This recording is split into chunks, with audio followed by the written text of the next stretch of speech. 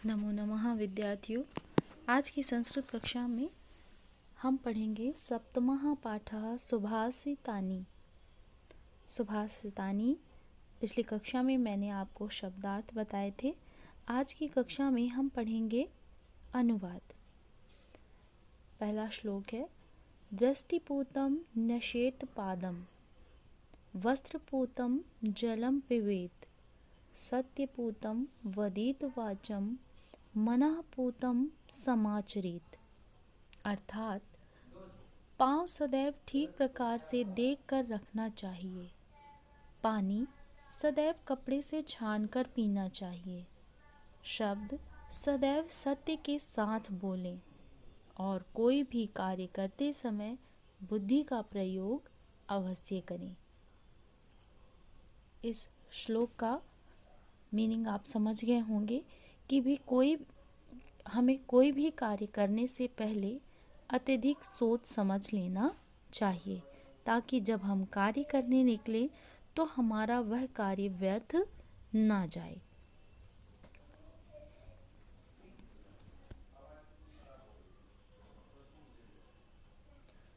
दूसरा श्लोक है, परोक्षे कार्यहंतारं प्रत्यक्षे प्रियवादिनं वर्जयेत् तादृशं मित्रं विषकुंभम पयोमुखम। अर्थात जो मित्र आपके सामने चिकनी चुपड़ी बातें करता हो और पीठ पीछे आपके कार्य को बिगाड़ देता हो, उसे उसी तरह त्याग देना चाहिए जिस तरह से घड़े में ऊपर से अमृत और नीचे से विष भरा होता है। इस श्लोक का मीनिंग भी आप समझ ही गए होंगे कि श्लोक के माध्यम से आपको क्या शिक्षा प्रदान की गई है कि जो मित्र आपके सामने बहुत अच्छा मीठी मीठी बातें बोलता हो और फिर जैसे ही आप वहाँ से हट जाएं तो आपकी बुराई करना प्रारंभ कर दे, ऐसे मित्र का हमें त्याग कर देना चाहिए, क्योंकि वह मित्र निश्चित रूप से बाद में हमारा काम बिगाड़ देगा। तो ऐसे मित्रों की संगति नहीं करनी चाहिए।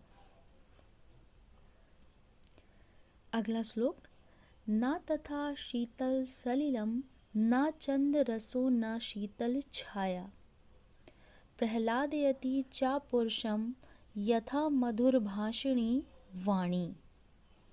अर्थात ना ठंडा पानी, ना चंदन रस, ना ठंडी छाया मनुष्य को इतना प्रसन्न करती है जितनी मधुर वाणी मनुष्य को प्रसन्न करती है।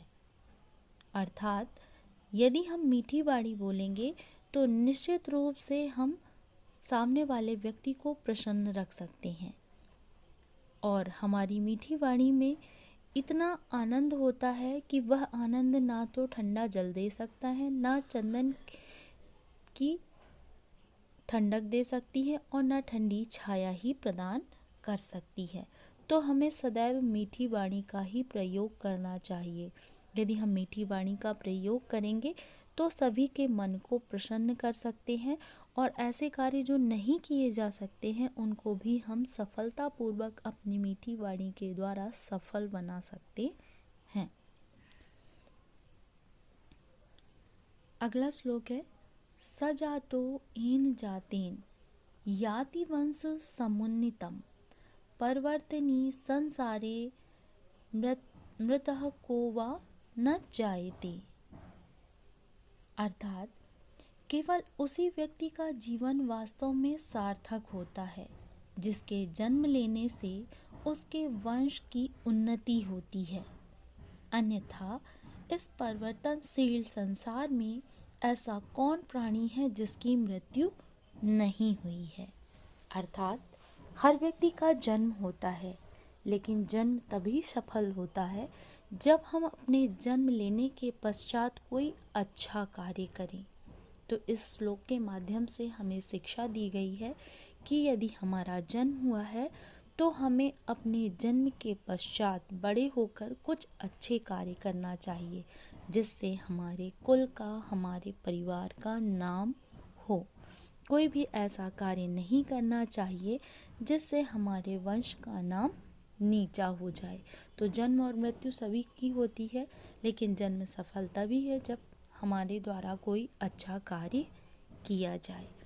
तो इस प्रकार से सप्तमः पाठः में मैंने आपको संस्कृत के 4 श्लोक आज समझा दिए हैं। अब अगली कक्षा में बाकी श्लोक समझाऊंगी। धन्यवाद।